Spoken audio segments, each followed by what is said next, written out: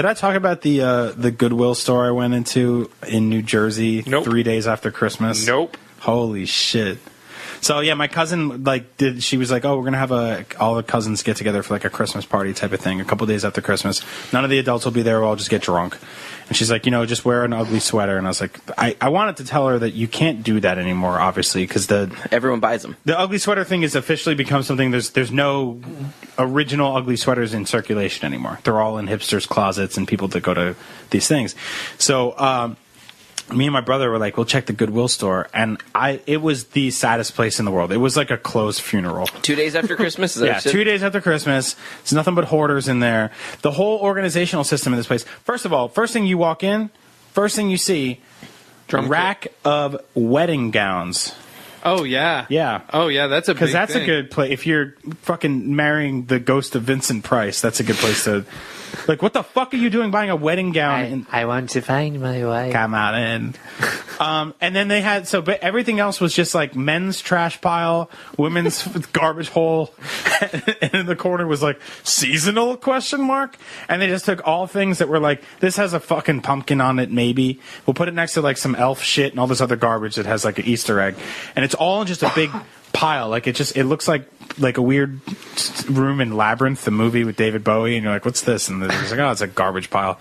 But everyone in there had like one leg, and they're just going around in like these broken ass motor things that have like, they replace the wheels with like pizzas and shit, and they're just like, meanwhile you're coming in, you're just like, we just want some ugly sweaters. Yeah, I'm like, I just want some garbage to wear as a joke. And people are in there like, let's buy all of it because this is all we have.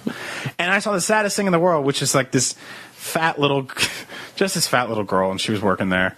And I know that's a weird thing. If I said she was a fat little girl and she was shopping there, nobody would say a thing. But I was like, it's a fat little girl and she's working there. Everybody in the room gives me a dirty look. But she had a mustache. She had just gross zits all over her face. You sure it wasn't like a guy? And no, it might have been. Could have been a guy with a cool ponytail. She's standing in between the two on her mouth. And on her, I don't know. She's standing there in between these two podiums of other uglier girls. Like, she was the hottie in the store. And she's on the phone, which is like the Goodwill store actual phone, which I guess people call and they go like, do you have garbage? Do you still have garbage? And people are like, yeah, this is all we do is sell you garbage because you're a hoarder.